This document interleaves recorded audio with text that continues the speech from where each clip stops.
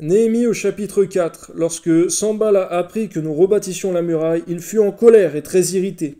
Il se moqua des Juifs et dit, devant ses frères et devant les soldats de Samarie, à quoi travaillent ces Juifs impuissants?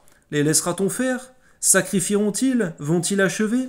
Redonneront-ils vie à des pierres ensevelies sous des morceaux de poussière et consumées par le feu? Tobija, l'ammonite, était à côté de lui et il dit, qu'ils bâtissent seulement. Si un renard s'élance, il renversera leurs murailles de pierre. On voit, Seigneur, la moquerie, Seigneur, des orgueilleux. On voit, Seigneur, le diable aussi qui voudrait se moquer, Seigneur mon Dieu. Et tous ces agents, Seigneur, de ton œuvre, Seigneur, même lorsque, des faibles commencements sont méprisables. Mais permets-nous de ne pas écouter à la voix des moqueurs, Seigneur. Et encore moins, Seigneur mon Dieu, d'être parmi eux. Amen.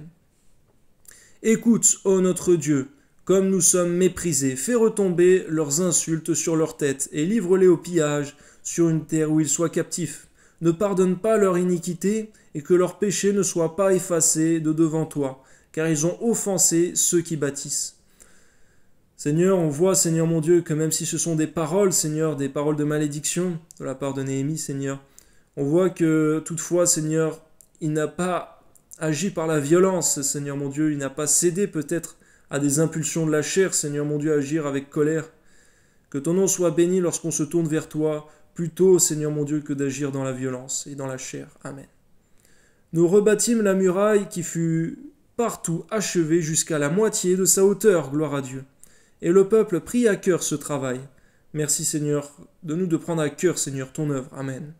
Mais Sanballat, Tobija, les Arabes, les Ammonites et les Asdodiens furent très irrités en apercevant que la réparation des murs avançait et que les brèches commençaient à se fermer, gloire à Dieu. Ils se liguèrent tous ensemble pour venir attaquer Jérusalem et lui causer du dommage. On voit l'ennemi, Seigneur mon Dieu, qui au début se moque et qui ensuite s'irrite, Seigneur mon Dieu, et vient combattre ton œuvre. Permets-nous par ta grâce, Seigneur mon Dieu, d'être toujours ceux qui bâtissent ton œuvre, qui renversent, toutefois, et qui détruisent les œuvres du diable. Que ton nom soit béni, Père. Amen. Nous priâmes notre Dieu et nous établîmes une garde, jour et nuit, pour nous défendre contre leurs attaques. Merci, Seigneur, de toujours te prier, quoi que nous fassions, toujours te consulter, quoi que nous fassions, Père. Amen. Cependant, Judas disait, les forces manquent à ceux qui portent les fardeaux, et les décombres sont considérables. Nous ne pourrons pas bâtir la muraille, et nos ennemis disaient, ils ne sauront et ne verront rien, jusqu'à ce que nous arrivions au milieu d'eux. Nous les tuerons, et nous ferons ainsi cesser l'ouvrage. Or les Juifs, qui habitaient près d'eux, vinrent 10 fois nous avertir, de tous les lieux où ils se rendaient vers nous. C'est pourquoi je plaçai dans les enfoncements, derrière la muraille et sur des terrains secs, le peuple par famille, tous avec leurs épées, leurs lances et leurs arcs. Merci Seigneur pour le stratège qu'était Néhémie. Je regardais et m'étant levé, je dis aux grands, aux magistrats et au reste du peuple, ne les craignez pas, souvenez-vous du Seigneur, grand et redoutable, et combattez pour vos frères, pour vos fils et pour vos filles, pour vos femmes et pour vos maisons.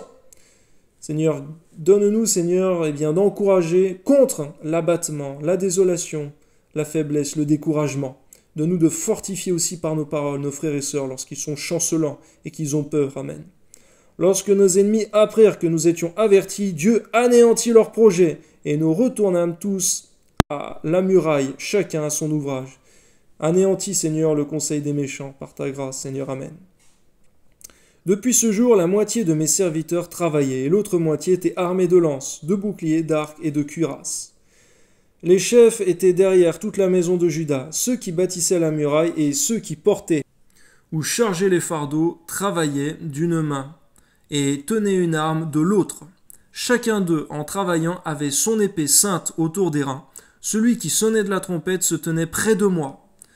Merci encore, Seigneur, pour ce poste stratégique, Seigneur. Celui qui avait la trompette était près du chef.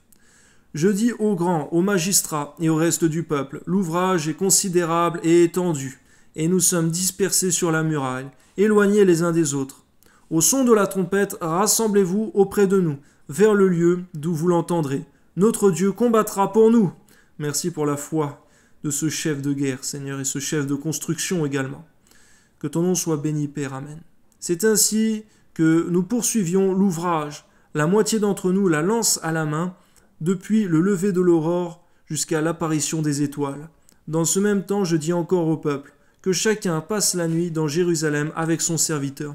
Faisons la garde pendant la nuit et travaillons pendant le jour. Et nous ne quittions point nos vêtements, ni moi, ni mes frères, ni mes serviteurs, ni les hommes de garde qui me suivaient. Chacun n'avait que ses armes et de l'eau. Amen.